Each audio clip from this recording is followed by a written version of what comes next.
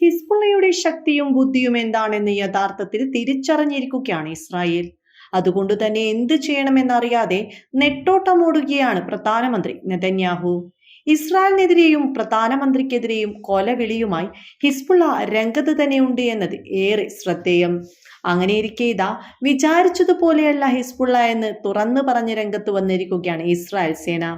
Israel സേന പറയുന്നത് തങ്ങളുടെ ഇന്റലിജൻസ് റിപ്പോർട്ട് അനുസരിച്ച് മുൻ സൈനിക മേധാവികൾ നൽകിയ റിപ്പോർട്ടുകൾ അനുസരിച്ചും ഉള്ളതിനേക്കാൾ വളരെ കൂടുതലാണ് ഹിസ്ബുള്ളയുടെ ആയുധശേഖരം എന്നാണ്.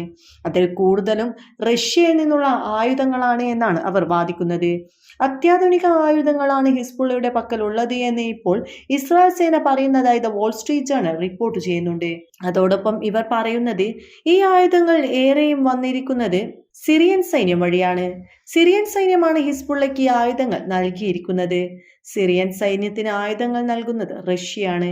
അങ്ങനെയാണ് ഈ റഷ്യയുടെ ആധുനിക രീതിയിലുള്ള ആയുധങ്ങളെല്ലാം തന്നെ ഹിസ്ബുള്ളയുടെ പക്കലുള്ളത്. അതുകൊണ്ട് തന്നെ ഹിസ്ബുള്ളയെ തകർക്കുക എന്നുള്ളത് വിചാരിച്ചത്ര എളുപ്പമുള്ള കാര്യമല്ല.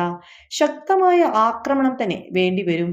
കൂടുതൽ ദിവസങ്ങൾ നീണ്ടു നിൽക്കുന്ന പോരാട്ടം വേണ്ടിവരും. ഏതായാലും ജനുവരി 24 ഡൊണാൾഡ് ട്രംപ് അമേരിക്കയുടെ പ്രസിഡന്റായി സ്ഥാനമേൽക്കുന്നതിന് തൊട്ടു മുൻപ് തന്നെ ലബനനിൽ ഹിസ്ബുള്ളയുടെ ശക്തി പൂർണ്ണമായി തന്നെ ഇല്ലാതാക്കുക എന്ന ലക്ഷ്യവുമായിട്ടാണ് ഇപ്പോൾ ഇസ്രായേൽ സേന ലബനനിലെ മുക്കിലും മൂലയിലും ബോംബ് വിതറി കൊണ്ടിരിക്കുന്നത്.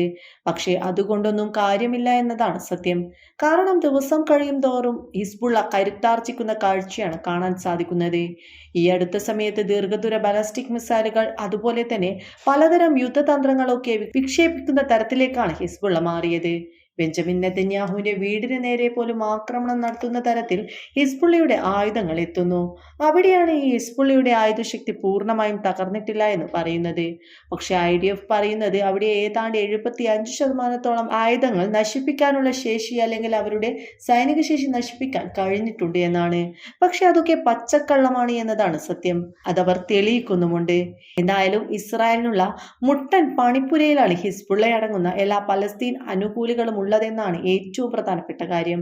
പലതരം മിസൈൽ ആക്രമണങ്ങൾ ഇസ്രായേലിന് നേരെ ഹിസ്ബുള്ള നടത്തുന്നതായ റിപ്പോർട്ടുകൾ പുറത്തു വരുന്നുണ്ട്. ഗാസയെയും ലബനനെയും എങ്ങനെയാണോ നെതന്യാഹുവിന്റെ ആളുകൾ തകർത്തത് അതിന് 10 ഇരട്ടിയായി ഹിസ്ബുള്ളയും മറ്റ് പലസ്തീൻ അനുകൂലികളും ഇസ്രായേലിനെ വലിച്ചു മുറക്കുന്ന സാഹചര്യമാണ് ഇപ്പോൾ സ്ഥലത്ത് ഉള്ളത് എന്നാണ് റിപ്പോർട്ടുകൾ.